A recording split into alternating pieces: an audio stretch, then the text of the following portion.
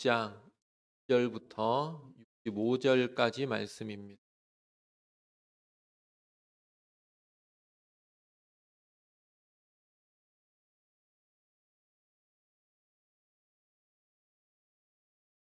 민수기 26장 1절부터 65절까지 아주 긴 말씀입니다. 우리 돌아가면서 한 절씩 읽겠습니다.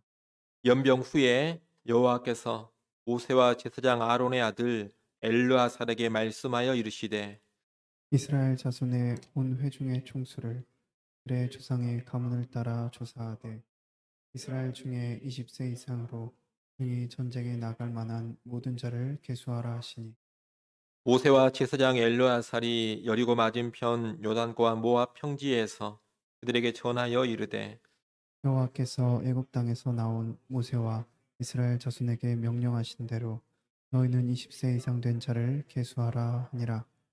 이스라엘의 장자는 르우벤이라. 르우벤 자손은 하녹에게서 난 하녹 종족과 발루에게서 난 발루 종족과 헤스론에게서 난 헤스론 종족과 갈미에게서 난 갈미 종족이니 이는 르우벤 종족들이라. 계수된 자가 43,730명이었더라. 발루의 아들은 엘리압이요 엘리압의 아들은 느무엘과 다단과 아비람이라. 이 다단과 아비람은 회중 가운데에서 부름을 받은 자들이니 보라의 무리에 들어가서 모세와 아론을 거슬러 여호와께 반역할 때에 땅이 그 입을 벌려서 그 무리와 보라를 삼키매 그들이 죽었고 당시에 불이 250명을 삼켜 징표가 되게 하였으나 보라의 아들들은 죽지 아니하였더라. 시므온 자손의 종족들은 이러하니 누무엘에게서 난 누무엘 종족과 야민에게서 난 야민 종족과 야긴에게서 난 야긴 종족과 헤라에게서 난 세라 종족과 사울에게서 난 사울 종족이라. 이는 시므온의 종족들이니 배수된 자가 22,200명이었더라. 갓 자손의 종족들은 이러하니 스본에게서 난 스본 종족과 학기에게서 난 학기 종족과 순이에게서 난 순이 종족과 오스니에게서 난 오스니 종족과 에리에게서 난 에리 종족과 아롯에게서 난 아롯 종족과 아렐리에게서 난 아렐리 종족이라. 이는 가짜손의 종족들이니 배수된 자가 45,000명이었더라. 유다의 아들들은 에로와 오난이라. 이 에로와 오난은 가나안 땅에서 죽었고 유다 자손의 종족들은 이러하니 셀라에게서 난 셀라 종족과 베레스에게서 난 베레스 종족과 세라에게서 난 세라 종족이며 또 베레스 자손은 이러하니 헤스론에게서 난 헤스론 종족과 하물에게서 난 하물 종족이라. 이는 유다 종족들이니 계수된 자가 76,500명이었더라. 이사갈 자손의 종족들은 이러하니 돌라에게서 난 돌라 종족과 부하에게서 난 분이 종족과 야숲에게서 난 야숲 종족과 시므론에게서 난 시므론 종족이라. 이는 이사갈 종족들이니 계수된 자가 64,300명이었더라. 스불론 자손의 종족들은 이러하니 세렛에게서 난 세렛 종족과 엘론에게서 난 엘론 종족과 얄리엘에게서 난 얄리엘 종족이라. 이는 스불론 종족들이니 계수된 자가 65,000명이었더라. 요셉의 아들들의 종족들은 므낫세와 에브라임이요 므낫세의 자손 중 마길에게서 난 자손은 마길 종족이라. 마길이 길르앗을 낳았고 길르앗에게서 난 자손은 길르앗 종족이라. 길르앗 자손은 이러하니 이에셀에게서 난 이에셀 종족과 헬렉에게서 난 헬렉 종족과 아스리엘에게서 난 아스리엘 종족과 세겜에게서 난 세겜 종족과 스미다에게서 난 스미다 종족과 헤벨에게서 난 헤벨 종족이며 헤벨의 아들 슬로보앗은 아들이었고 딸뿐이라. 그 딸의 이름은 말라와 노아와 호글라와 밀가와 비르사니. 이는 므낫세의 종족들이라. 계수된 자가 52,700명이었더라. 에브라임 자손의 종족들은 이러하니 수델라에게서 난 수델라 종족과 베겔에게서 난 베겔 종족과 다한에게서 난 다한 종족이며 셀라 자손은 이러하니 에란에게서 난 에란 종족이라. 이는 에브라임 자손의 종족들이니 계수된 자가 32,500명이라. 이상은 그 종족을 따른 요셉 자손이었더라.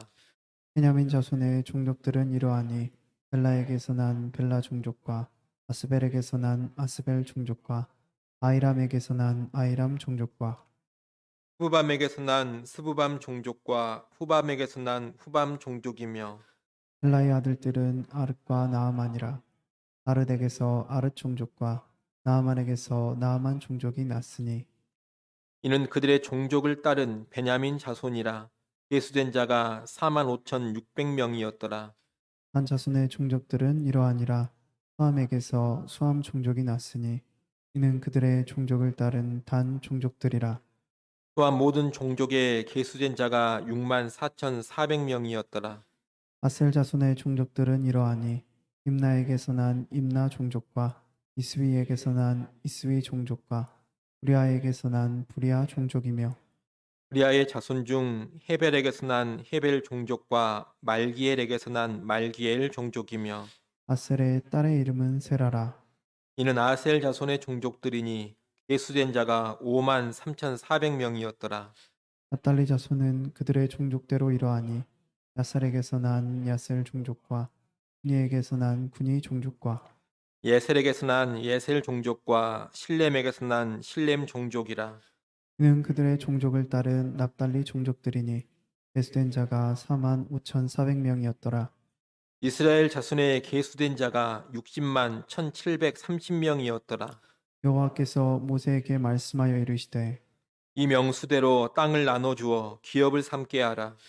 그가 많은 자에게는 기업을 많이 줄 것이요 그가 적은 자에게는 기업을 적게 줄 것이니 그들이 계수된 수대로 각기 기업을 주되 오직 그 땅을 제비 뽑아 나누어 그들의 조상 지파의 이름을 따라 얻게 할지니라. 그 다소를 막론하고 그들의 기업을 제비 뽑아 나눌지니라. 레이인으로 계수된 자들의 종족들은 이러하니 게르손에게서 난 게르손 종족과 고앗에게서 난 고앗 종족과 무라리에게서 난 무라리 종족이며 레위 종족들은 이러하니 림리 종족과 헤브론 종족과 말리 종족과 무시 종족과 브라 종족이라. 보앗은 아므람을 낳았으며 아브람의 처의 이름은 요게벳이니 레위의 딸이요 애굽에서 레위에게서 난 자라. 그가 아므람에게서 아론과 모세와 그의 누이 미리암을 낳았고 아론에게서는 나답과 아비우와 엘르아살과 이다말이 났더니 나답과 아비우는 다른 불을 여호와 앞에 들이다가 죽었더라.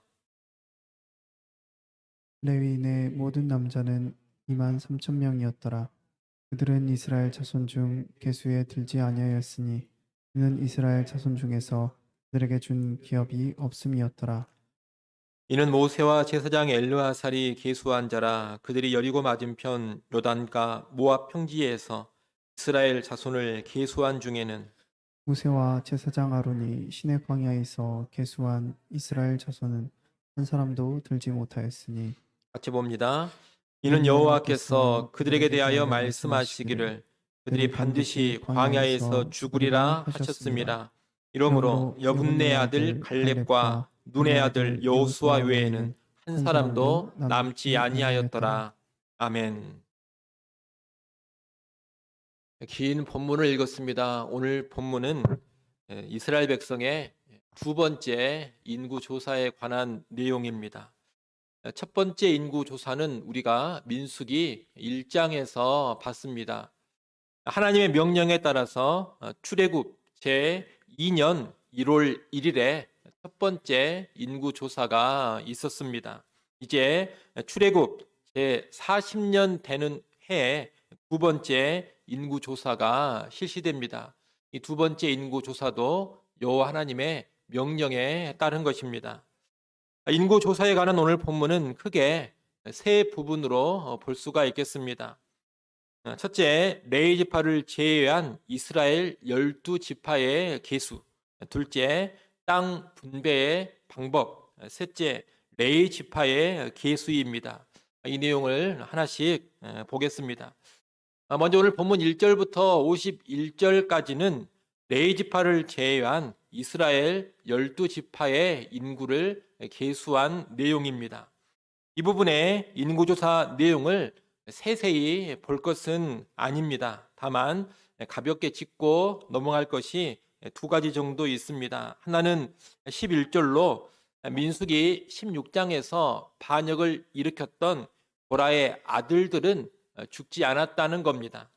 고라의 아들들은 아버지의 반역에 동참하지 않아서 죽임당함을 면한 것으로 보입니다.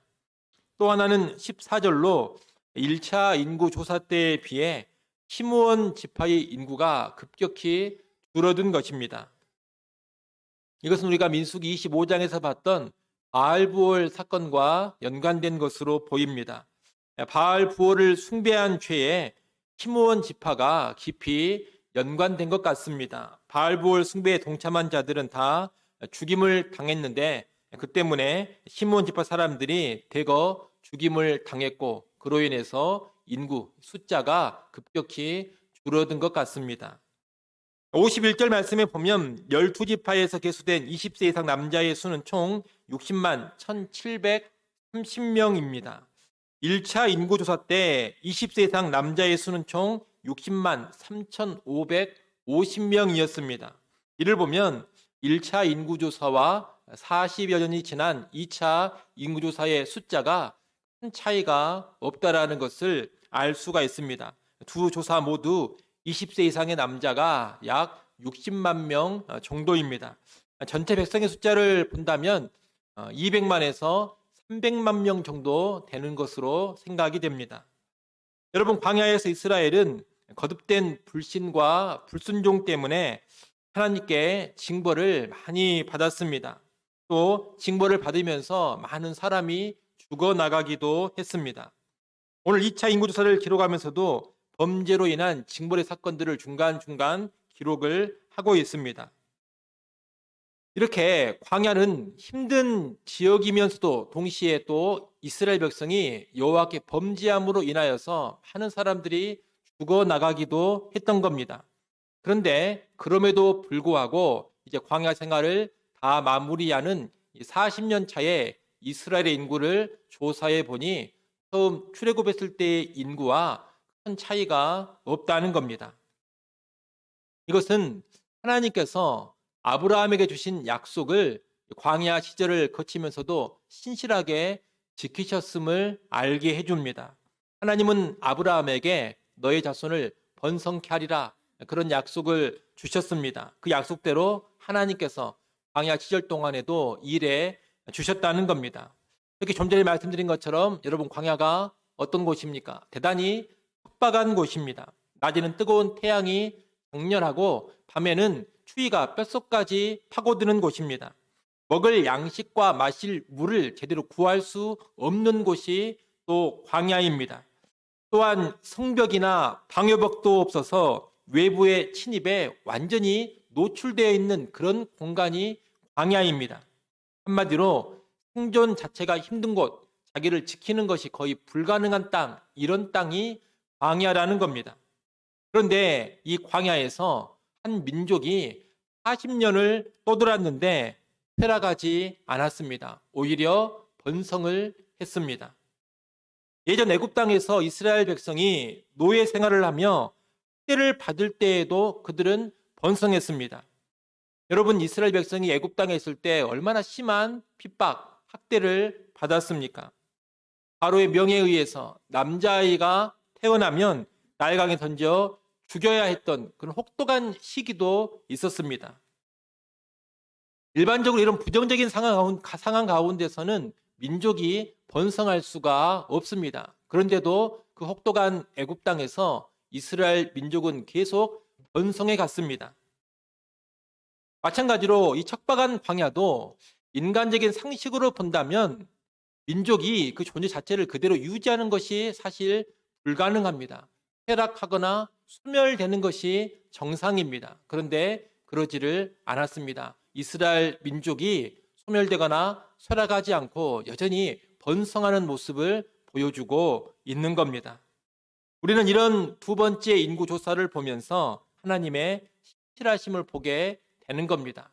약속하신 대로 아브라함의 자손을 하나님은 번성케 하셨습니다. 여러분, 우리 하나님은 약속에 신실하신 하나님이십니다. 아브라함에게 주신 약속을 그대로 지켜가십니다. 범죄에 대하여 징벌을 하시기는 합니다. 하지만 약속 자체를 절대로 회개하시지 않습니다. 척박한 땅을 지나게는 하십니다. 살기 힘든 땅에 거하게도 하십니다. 하지만 아무리 척박한 땅에 있다 하더라도, 살기 힘든 땅에 거하게 하신다 하더라도 약속대로 일해 가시는 하나님이시라는 겁니다. 오늘 우리는 이러한 하나님의 신실하심을 신뢰하면서 살아야 되겠습니다. 하나님은 우리에게 많은 약속을 주셨습니다. 확실한 구원의 약속을 주셨고, 또 함께 하신다는 임마누엘의 약속도 주셨습니다. 우리를 영원토록 인도하신다는 인도의 약속도 주셨습니다. 하나님 그 약속대로 변함없이 우리 가운데 일해 가실 겁니다. 그리고 우리가 범죄하더라도 징계는 하실지언정 우리에게 주신 구원을 절대로 회개하시지 않습니다. 아무리 험하고 척박한 땅을 우리가 지난다 하더라도 하나님은 그 땅 가운데서도 약속대로 우리와 함께 하시고 우리를 지켜주시고 우리를 인도해 가실 겁니다. 외적으로 아무리 힘들고 어려운 시기를 지난다 하더라도 하나님은 약속대로 일해 가실 겁니다. 우리는 그 하나님을 전적으로 신뢰하면서 살아갈 수 있어야 하겠습니다. 여러분, 성경이 계속해서 강조하는 것은 하나님은 약속대로 일하신다는 겁니다. 그 하나님이 오늘 우리 가운데서도 약속대로 그대로 일하십니다. 이것을 꼭 확신하시고 여러분이 어떤 척박한 상황 가운데 있다 하더라도 약속에 신실하신 그 하나님 한 분 신뢰하면서 살아갈 수 있기를 바랍니다. 오늘 본문의 두 번째 부분은 53절로 56절인데 앞으로 정복하게 될 가나안 땅을 분배하는 방법입니다. 거기 보면 두 가지의 분배 방법이 나옵니다. 첫 번째 분배 방법은 계수한 인원 수대로, 사람 숫자대로 땅을 나눠주어 기업을 삼게 하라는 겁니다. 53절, 54절 말씀을 여러분이 한번 읽어보십시오. 53절, 54절 읽습니다.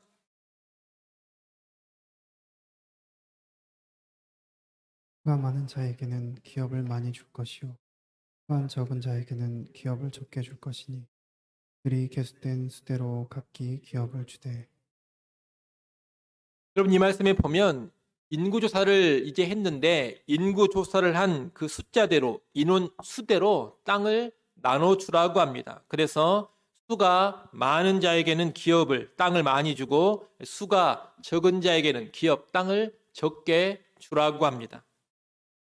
둘째 방법은 그 땅을 제비 뽑아 나누어 그들 조상 지파의 이름을 따라 얻게 하라는 겁니다.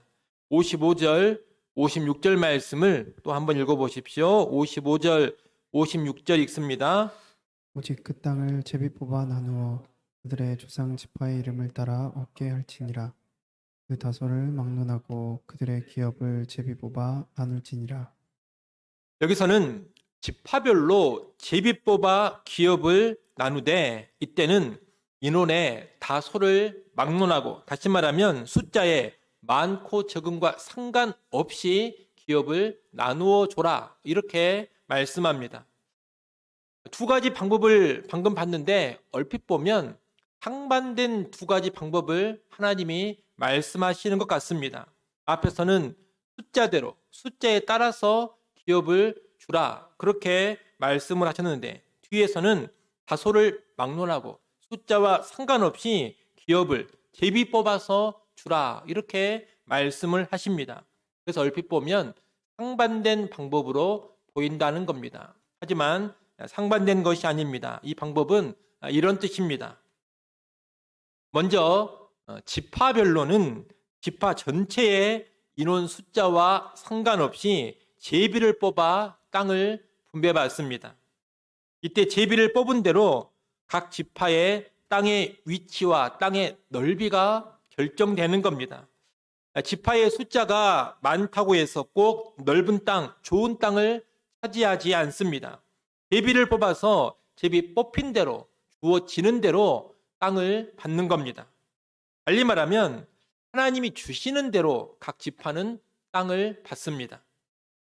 이렇게 지파별로 땅 분배가 끝난 후에는 각 지파 안에 있는 가문별로, 집안 단위로 땅이 분배됩니다. 이때는 각 가문, 각 집안의 사람 숫자에 따라서 숫자가 많으면 땅을 많이 받고 숫자가 적으면 땅을 적게 받는 겁니다. 숫자의 비례해서 땅, 기업을 받는다, 이렇게 말할 수 있겠습니다. 이러한 땅 분배의 방법은 균등 분배도 아니고 비례 분배도 아닙니다. 균등 분배라는 것은 숫자나 크기와 상관없이 모두 다 똑같이 나누어 갖는 겁니다. 비례 분배라는 것은 숫자가 많고 규모가 클수록 더 많은 것을 갖는 겁니다. 그런데 하나님이 지금 명령하신 땅 분배의 방법은 이 두 가지가 다 아니라는 겁니다. 균등 분배도 아니고 비례 분배도 아닙니다. 일단 지파별로 땅을 분배할 때는 제비를 뽑습니다. 제비 뽑아 땅을 분배하는 것은 균등하게 받는 것도 아니고 숫자에 비례해서 받는 것도 아닙니다. 하나님께서 당신의 뜻을 따라 주시는 대로 그냥 받는 겁니다. 그러나 지파 안에서 가문별로 분배할 때는 그 집안의 인원수에 따라서 분배를 합니다. 이것은 수나 크기에 비례해서 주는 비례 분배입니다.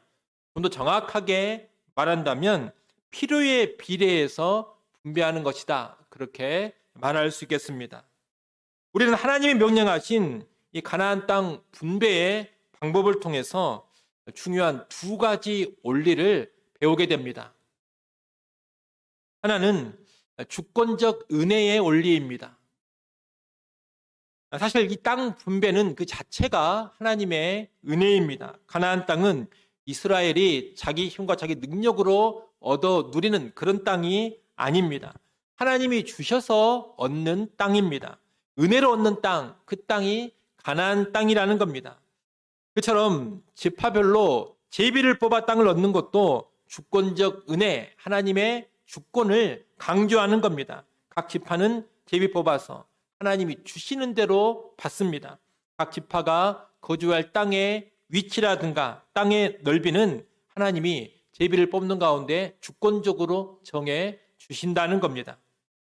우리는 인생을 살면서 일단 이 주권적인 은혜를 인정해야 합니다. 여러분, 우리가 살면서 얻고 누리는 것들은 모두가 다 본질상 하나님께서 은혜로 주시는 것들입니다.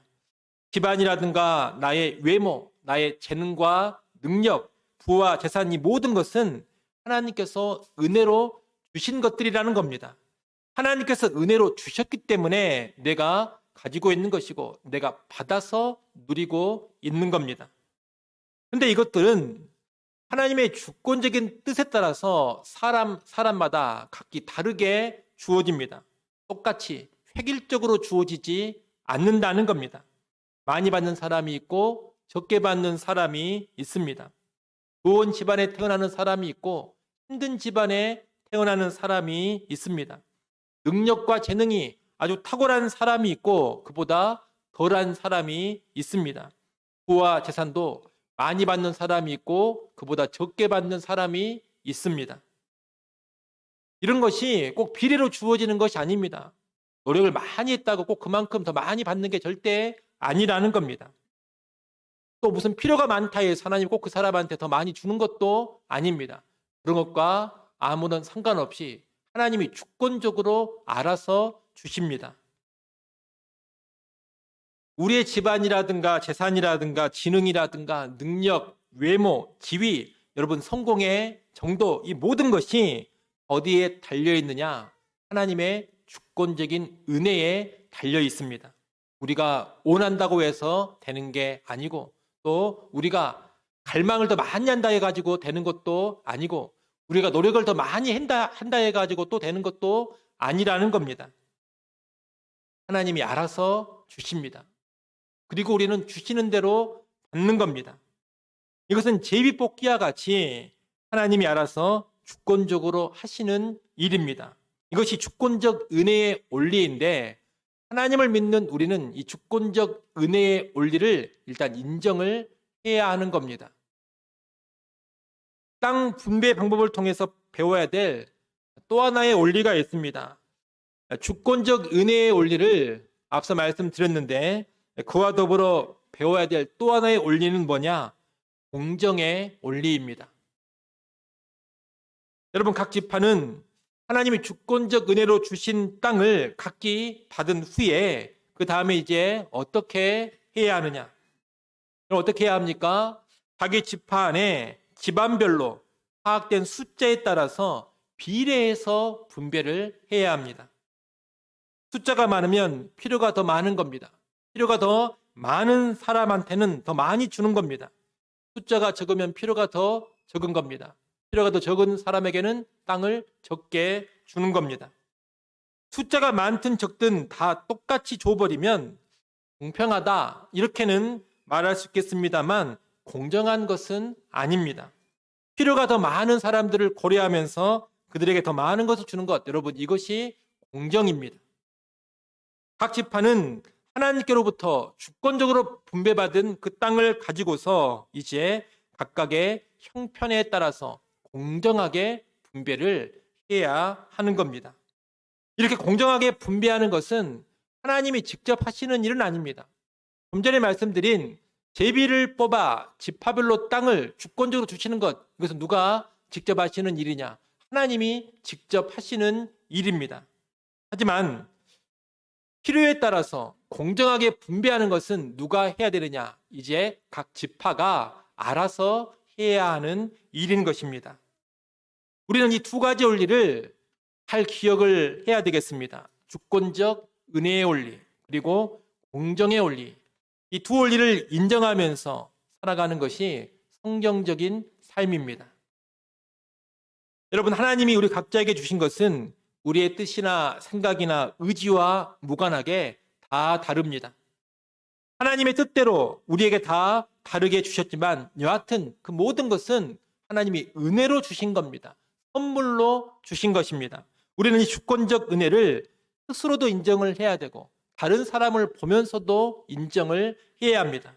하나님이 나에게는 그분 뜻 가운데 이만큼 주셨고 하나님이 저 사람에게는 그분의 뜻 가운데 저만큼 주셨구나. 이것을 인정해야 한다는 겁니다. 이것을 인정하고서 교만하지도 않아야 되고 시기하지도 않아야 되고 불평하거나 원망하지도 않아야 합니다. 하나님이 주권적으로 주셨다라는 것을 인정하고서 모든 것을 오직 감사로만 받아야 되고 또한 오직 겸손으로만 받아야 하는 겁니다. 그리고 나서 이 주권적 은혜로 주신 것을 우리가 이제 활용할 때에는 어떻게 활용을 해야 하느냐?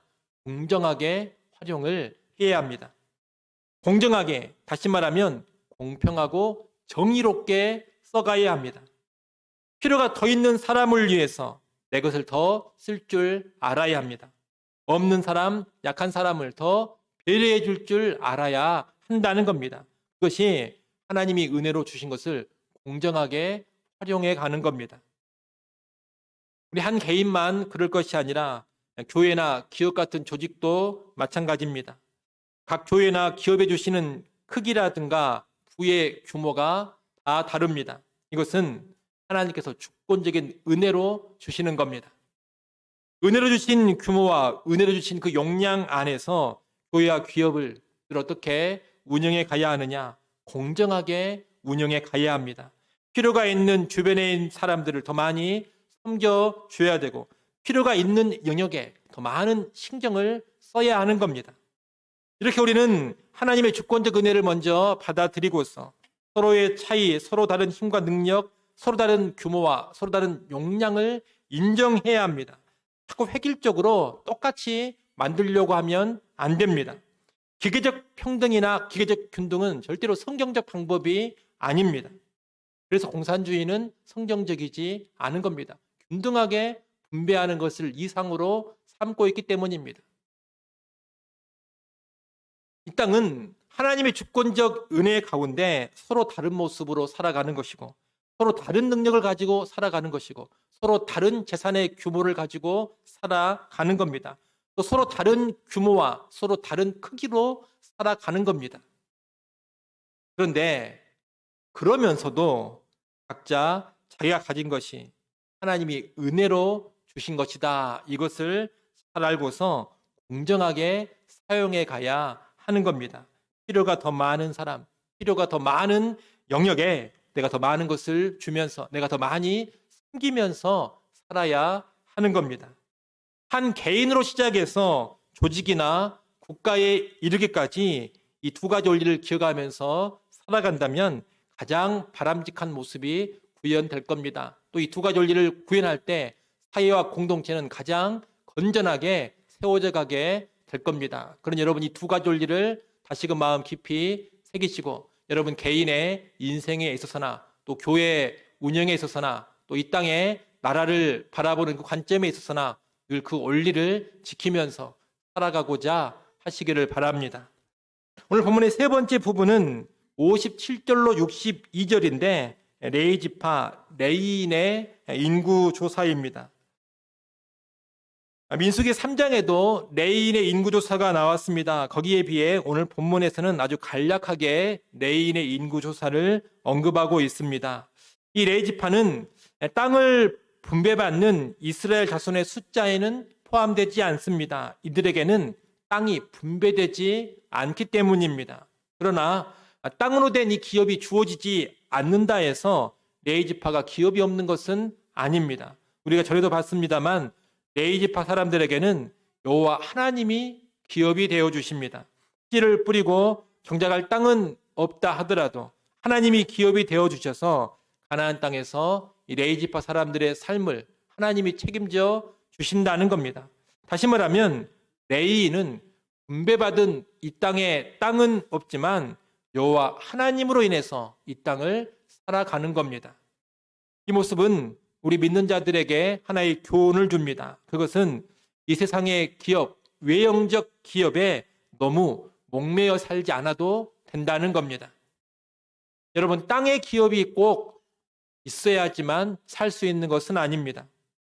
비록 이 땅에서 직접 주어지는 기업이 없다 하더라도 여호와 하나님을 기업으로 삼으면 얼마든지 살아갈 수가 있습니다. 그래서 하나님을 소유한 것이 진정한 안전이 되는 것이고 하나님을 소유한 것이 근본적인 복이 되는 겁니다. 하나님을 소유하면 땅의 기업이 없이도 하나님으로 인해서 얼마든지 살아갈 수 있기 때문입니다. 그런 여러분, 우리가 신자라면 땅의 기업을 넘어서서 여호와 하나님을 기업으로 삼는 그 믿음을 꼭 가져야 하겠습니다. 여러분, 땅의 기업이 있으면 든든해하고 땅의 기업이 없으면 불안해하고 그렇게 살지 마십시오. 세상적으로 뭔가 든든한 것을 가지고 있으면 평안을 누리고 세상적으로 든든한 것이 사라지면 큰 염려 가운데 떨어지고 여러분 그렇게 살면 안 됩니다. 그것은 땅의 기업에만 눈독을 들이고 있는 것이고 땅의 기업에만 목매어 살고 있는 겁니다. 우리 믿는 자들은 그렇게 살지 않습니다. 우리 믿는 신자들은 궁극적으로 누구를 기업으로 삼는 사람들이냐? 여호와 하나님을 기업으로 삼는 사람들입니다. 땅에 기업이 없어도 하나님을 소유하고 있으니 하나님께서 나의 삶을 책임져 주실 것이다. 여러분, 이런 믿음으로 살아야 그 사람이 진짜 신자입니다. 오늘 나에게 그런 믿음이 있는가? 여호와 하나님을 기업으로 삼으면 충분하다는 그런 믿음이 있는가? 여러분 자신을 한번 잘 돌아보시기를 바랍니다. 그런 믿음이 있으면 평생토록 큰 평안 누리면서 살아갈 수가 있을 겁니다. 이렇게 오늘 본문은 두 번째 인구조사와 연관해서 12지파의 인구조사, 가나안 땅 분배의 방법, 그리고 레이인의 인구조사에 관한 내용을 차례대로 기록을 하고 있습니다. 그리고 나서 맨 마지막 부분인 63절로 65절의 말씀으로 인구조사를 마무리합니다. 63절부터 65절 말씀을 우리가 한번 보겠습니다. 63절부터 65절까지 같이 한번 읽어보겠습니다. 함께 읽습니다. 이는 모세와 제사장 엘르아살이 계수한 자라. 그들이 여리고 맞은편 요단가 모압 평지에서 이스라엘 자손을 계수한 중에는 모세와 제사장 아론이 시내 광야에서 계수한 이스라엘 자손은 한 사람도 들지 못하였으니 이는 여호와께서 그들에게 대하여 말씀하시기를 그들이 반드시 광야에서 죽으리라 하셨음이라. 이러므로 여분네 아들 갈렙과 눈의 아들 여호수아 외에는 한 사람도 남지 아니하였더라. 아멘. 여러분, 우리가 방금 읽은 63절로 65절까지 말씀의 내용은 다른 게 아닙니다. 40년 전에 출애굽했던 출애굽 1세대는 다 죽었다는 겁니다. 두 번째 인구조사를 마쳤을 때 첫 번째 인구조사에서 계수되었던 사람들은 다 죽었습니다. 다만 갈렙과 여호수아만 살아남았습니다. 하나님께서 민수기 14장에서 내리셨던 심판 선언대로 20세 이상의 출애굽 1세대는 모두 다 광야에서 죽고 만 겁니다. 아직 모세가 또 살아있기는 합니다만 그도 이제 조금 지나면 죽게 됩니다. 모세도 죽어 가나안 땅에 들어가지 못하는 겁니다. 갈렙과 여호수아를 제외한 모든 출애굽 1세대가 가나안 땅에 들어가지 못한 이유가 무엇입니까? 다른 이유가 아닙니다. 하나님의 약속, 하나님의 말씀에 대한 믿음이 없었고, 그리고 믿음이 없어서 순종하지 않았기 때문입니다. 한마디로 불신과 불순종, 이 불신과 불순종 때문에 가나안 땅에 들어가지 못했다는 겁니다. 우리가 이 두 번째 인구조사의 내용을 보면 불신과 불순종으로 인해서 심판당한 자들의 이야기를 계속 중간중간 언급을 하고 있습니다. 이스라엘 12지파를 계수하는 부분에서는 고라의 반역 사건을 언급했습니다. 9절, 10절 말씀을 한번 보십시오. 9절, 10절 말씀 여러분이 한번 읽어보십시오. 9절, 10절 읽습니다. 엘리압의 아들은 느무엘과 다단과 아비람이라. 이 다단과 아비람은 회중 가운데서 부름을 받은 자들이니 고라의 무리에 들어가서 모세와 아론을 거슬러 여호와께 반역할 때에 땅이 그 입을 벌려서 그 무리와 고라를 삼키매 그들이 죽었고 당시에 불이 250명을 삼켜 징표가 되게 하였으나. 아멘. 여러분, 회중 가운데서 부름받은 자들, 다시 말하면 지도자로 세워진 자들이다, 이런 뜻입니다. 지도자로 세워진 자들이었지만 고라의 반역에 동참하다가 다 죽었다는 겁니다. 또 레위지파를 계수하는 부분에서는 나답과 아비후의 불순종을 언급합니다. 61절 말씀을 또 한번 보십시오.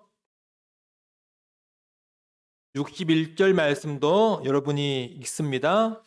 나답과 아비후는 다른 불을 여호와 앞에 들이다가 죽었더라. 아멘. 나답과 아비후는 제사장이었습니다. 제사장이었지만 이들 역시 하나님의 명령에 불순종해서 죽었다는 겁니다. 그리고 이제 두 번째 인구조사를 전체적으로 마무리하는 부분에서도 1세대는 모두 다 광야에서 죽었다, 이것을 밝히고 있습니다. 여러분, 결국 이 두 번째 인구조사에서 강조하는 것은 무엇입니까? 두 번째 인구조사에서 강조하는 것은 뭐냐?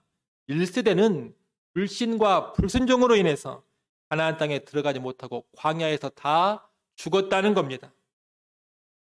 이제 새롭게 계수된 2세대는 이것을 큰 경계로 삼아야 합니다. 불신과 불순종을 버려야 합니다. 대신 믿음과 순종으로 나아가야 합니다. 그래야지만 가나안 땅에 들어갈 수 있는 겁니다. 여러분, 가나안 땅은 궁극적으로 하나님께서 주사 누리게 하시는 땅입니다. 선물로 받아 선물로 누리는 땅, 이 땅이 가나안 땅이라는 겁니다. 하지만 하나님이 선물로 주셔서 누리게 하는 땅이지만 인간 편에서 보자면 그 땅을 누리려면 무엇이 필요하냐? 믿음과 순종이 필요합니다. 가나안 땅에 들어가서 그 땅을 정복하고 풍성함을 누리려면 믿음과 순종이 있어야 한다는 겁니다. 믿음과 순종이 없으면 하나님이 선물로 주신 약속의 땅이지만 그 약속의 땅을 실제적으로 받아 누리지는 못합니다. 풍성함을 누리지 못한다는 겁니다. 지난번에도 한번 말씀드렸는데 가나안 땅에 들어가지 못했다, 여러분, 이것이 곧 구원받지 못했다 이런 뜻은 절대 아닙니다. 모세도 못 들어가지 않았습니까? 그렇기 때문에 가나안 땅에 들어가지 못한 것을 가리켜서 구원 못 받은 것이로구나 이렇게 생각을 하면 안 됩니다. 가나안 땅에 들어가지 못한 것은 오히려 어떻게 이해를 해야 하느냐? 약속된 풍성함을 받아 누리지 못했다. 누릴 수 있었던 풍성함을 그들이 경험하지 못했다. 이렇게 이해하는 것이 더 좋습니다. 비록 6월절 어린 양의 피로 출애굽했더라도 믿음과 순종으로 살지 못할 때 출애굽 후에 보장된 풍성함을 이들은 누리지 못했던 겁니다. 이것은 오늘 예수 그리스도의 보혈로 구원받은 우리에게도 똑같습니다. 우리가 비록 예수 그리스도의 보혈로 구원받아 하나님의 백성, 하나님의 자녀가 되기는 했습니다만, 영원한 생명을 얻기는 했습니다만, 믿음과 순종으로 살지 않으면 구원의 백성에게 주어진 풍성함을 실제적으로 누리지 못할 겁니다. 믿음으로 살고 순종으로 살아야 하나님이 선물로 주시는 풍성함을 받아 누릴 수 있는 겁니다.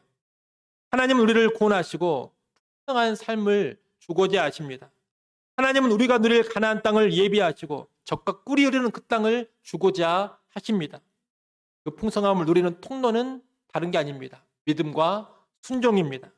믿음과 순종이 있는 사람, 그 사람이 하나님이 주시는 풍성함을 실제적으로 누려가게 된다는 겁니다. 그러나 믿음이 없고 순종 없이 살아간다면 구원의 백성임에도 불구하고 그의 삶은 광야처럼 메마를 것입니다. 풍요로움이 없다는 겁니다. 적과 꿀이 그의 영혼 가운데, 그의 삶 가운데 흐르지 않습니다. 늘 메마르고 빈곤합니다. 영적으로 시들시들합니다. 여러분 꼭 기억하십시오. 왜 내 영혼의 풍성함이 없는가? 왜 내 삶에 영적인 부요함이 없는가? 여러분 왜 없겠습니까? 불신과 불순종 때문입니다. 믿음을 갖고 하나님의 뜻에 겸손히 순종해 가십시오. 믿음을 가지고 하나님이 하지 말라는 일은 하지 마십시오. 믿음을 가지고 하나님이 하라는 일을 적극적으로 하십시오. 내 눈앞에 보이는 세상적인 형편과 인간적인 상황에 휘둘리지 마시고 순간순간에 내 뜻이나 내 기분에 휘둘리지 마십시오. 형편과 상황을 뛰어넘고 내 뜻과 내 기분을 뛰어넘고 내 감정을 넘어서서 오직 믿음으로 살고자 하십시오. 하나님과 하나님 말씀을 믿고 그 말씀대로만 행하고자 하십시오. 상황이 여의치 않다 하더라도 내 기분에 전혀 내키지 않다 하더라도 말씀이 하라고 하면 그 말씀을 믿고 말씀대로 하십시오. 그러면 하나님께서 우리에게 풍성함을 주십니다. 믿음으로 나아가는 자, 순종으로 나아가는 자에게 반드시 풍성함을 주신다는 겁니다. 적과 꿀이 흐르는 그 은혜를 체험할 수가 있을 겁니다. 이를 꼭 기억하시고 우리 모두는 믿음과 순종으로 살아서 구원의 백성에게 하나님이 주고자 하시는 그 귀한 풍성함을 실제적으로 받아 누릴 수 있기를 간절히 축원합니다. 기도하겠습니다. 아버지 하나님, 이스라엘 백성의 두 번째 인구조사의 내용을 보았습니다. 불순종이 있었고 광야에 척박함이 있었지만 그 속에서도 하나님께서 약속대로 신실하게 일해가심을 보았습니다. 오늘 우리도 그 신실하신 하나님을 신뢰하며 살게 하여 주옵소서. 또한 땅 분배의 방법을 통하여 우리가 기억해야 될 중요한 두 가지 원리를 배웠습니다. 주권적으로 주시는 하나님의 은혜 안에서 공정으로 살아가게 하여 주시옵소서. 또한 레위지파를 보며 하나님을 우리의 참된 기업, 진정한 기업으로 삼으며 살아야 함을 보았습니다. 우리 모든 성도들이 이 땅의 기업에 목매지 않게 하시고 여호와 하나님을 참된 기업, 영원한 기업으로 삼고 살아가게 하여 주옵소서. 특별히 아버지 하나님 간절히 바라곤 합니다. 믿음이 없어서 순종이 없어서 하나님이 주고자 하셨던 그 복되고 풍성한 가나안 땅을 누리지 못했던 출애굽 1세대를 우리의 큰 경계로 함께하여 주시옵소서. 믿음으로 살기를 원합니다. 순종으로 살기를 원합니다. 믿음과 순종으로 살아서 구원의 백성에게 약속하시고 보장해 주시는 그 부요함을 누려가게 하여 주옵소서. 우리의 모든 형편과 모든 상황을 뛰어넘고 우리의 기분과 우리의 감정을 뛰어넘고 오직 믿음으로 나아가게 하시고 순종으로 나아가게 하여 주옵소서. 그래 우리의 삶 가운데 덕과 꿀이 흐르는 영혼의 부요함, 삶의 비옥함을 누리게 하여 주옵소서. 예수님의 이름으로 기도드리옵나이다. 아멘.